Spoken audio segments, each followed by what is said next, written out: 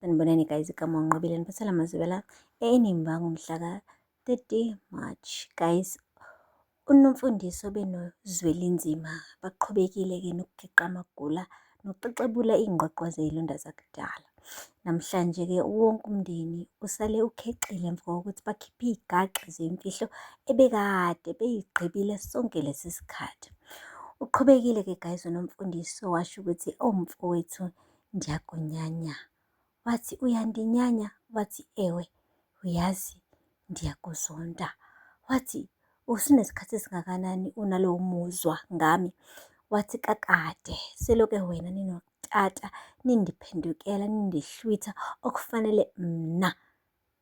Njengamanje uthi leli fa leli elendodana yakho elanyana wakho, mina angithi wena ninotata natsho kahle bathi ngizonithatha lesi sikhundla lesi nisinikeze wena, kwakhethwa wena, angithi? Kodwa wandithembisa mfowethu ukuthi soze wandilahla, wandithembisa uba i-unity ibalulekile emndenini ngokuba ngenye imini uzondibuyisela lesi sihlalo ebese ngiyasithatha ndisinikeza unyana wami. Kunjani makunje? Ususithathile wena sona kanye lesi sihlalo usinikeza unyana wakho, okusho khona ukuthi undibhithriye kabini mfowethu. Ubaba kaLazarus guys wamane wathi bacelele inyani, bacelele ukuba kungani utata wakhetha ukuba mna ndibe umholi wale khampani esikhundleni sakho. Waqala uNomfundiso guys, wakhala kude inyembezi zakhe manje noma seyiphuma emehlweni sengathi unamahloni phakathi. Wathi bacelele inyaniso ngoba mina ndazi kakuhle ukuba la koNgcukana asihambisi ngalo mthetho wokuthi ngoba nakho umuntu ewunyana kumele kube uyena othatha isihlalo. La koNgcukana sihambisa yonke into ngeqiniso. Celela-ke abantwana ukuba kutheni utata akuphuce wena lesi sihlalo asinikeze mna, ngoba phela wena umafungwashe, wena umaqala lekhaya. Umane wasindeka uNomfundiso wangakazi ukuyikhuluma le ndaba.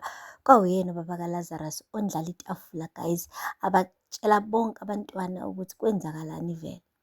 Usho kahle ukuthi lo uDabsi wenu lo sisebancinci wathandana nendodana yenkosi.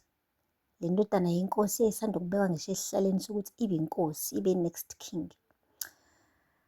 Kodwa-ke le ndodana yenkosi yayishadile nonkosikazi. Kusho kona ukuthi-ke guys umaka Azande waba umakhwapheni lapho. Uyasho-ke ubaba kaLazarus ukuthi samkhuza sinotata samxelela uba lento ayenzayo izoletha ihlazo emndenini, kodwa yena waba nenkani waqhubeka. Nomfundiso-ke guys emva kwesikhathi wakhulelwa. Yibo sesekhulelwe-ke guys, yena uAzande lo wangafuna guys ukuthi-ke azehlise nasemndenini. Wafuna le ndaba ibhadlazeke isigodi sonke sangakubo kwazeke ukuthi yena ukhulelwe ingane yendodana yenkosi. Kuthiwa-ke inkosi yabonakala ihlambalazekile kakhulu ukuthi imithi isengaphandle inonkosikazi. Kanti unkosikazi wenkosi wayeseyimisile nanokuthi aphindele kubo ebona ihlazo elingaka. Hhayi-ke inkosi yamane yathatha isinqumo sokuthi-ke umndeni wakoNgcukana iyaqhekeka nawo, kanti bebevumelene ukuthi bazokwakha ubudlelwano obuhle kabi beze babelane ngisho naningemihlaba. Kahle kahle umndeni wakoNgcukana ubuzophakama udlondlobale, ukube-ke uNomfundiso akavaze amoshe agcine-ke esebhidliza umshado wendodana yenkosi. Lokho kwenza ukuthi umndeni wakaNgcukana uthathe isikhathi ukuthi ufinyelele ezingeni lokunotha. Izinto beyizoshesha kakhulu guys ukube uNomfundiso akavaze efake unyawo emshadweni womuntu. Uyasho kubaba kaLazarus ukuthi-ke awuvazi uzehlise dadewethu, kunalokho waqhuba isisu wafuna wonke umuntu azi. Usiyabuza-ke guys, uLazarus uyasho ukuthi Dabs, khampela ukwenzile lokho. Uyakhala kuphela-ke manje-ke guys uNomfundiso. Usethi-ke uNonceba, Dabs, angithi uthi lo muntu wayekuthanda. Kunesiqiniseko sokuthi emva kokumtshela ukuthi ukhulelwe wafuna ukuthi-ke enze iplani phela ukuthi mhlampe nawe akushade noma bona ukwazi ukukhulisa ingane ndawonye. Awu, wayikhulumela guys uNomfundiso washo ukuthi hhayi, emva kokuthola nje le nkosi leyo ukuthi ukhulelwe wamane wathi akasikhiphe isisu. Lapho guys uAzande ukhona la etafuleni ulalele yonke into. Kudiskhaswa ngaye guys esesesiswini sikama wakhe and it's ugly.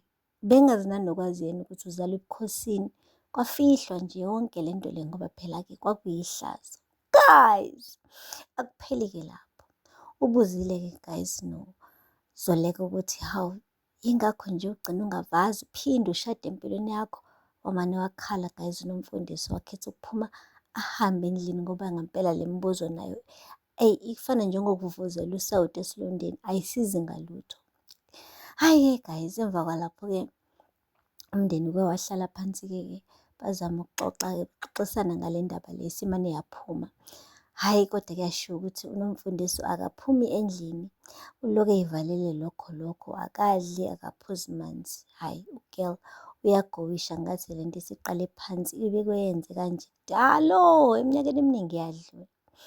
Undodana wakhe-ke uke wahamba wamcheck-a-ke wafica impela ikamero likhala ibhungesi sengathi uNtombo omane wakhetha kona ukweqa angabe nje asayivalela nje ekamereni kuphela kodwa aphuma phela emagcekeni akongcukana ebona leli hlazo elingaka esemane nje lavumbuka esithubeni eseyitshela ukuthi kade laqhubeka kanti guys, ayikho into ehlale kufihlekeni noSiphela.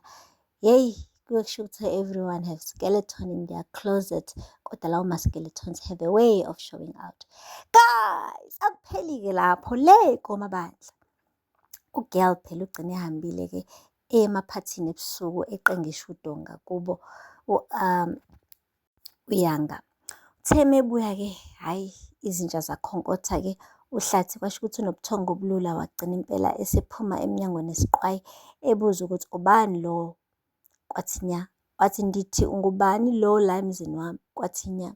Lapho uYanga besencike engafuni ngisho ukuphefumula ngoba uyabona ukuthi uyise uzombhadama. Kufikile uThumeka wamphazamisa washo ukuthi akabuyele endlini-ke uHlathi.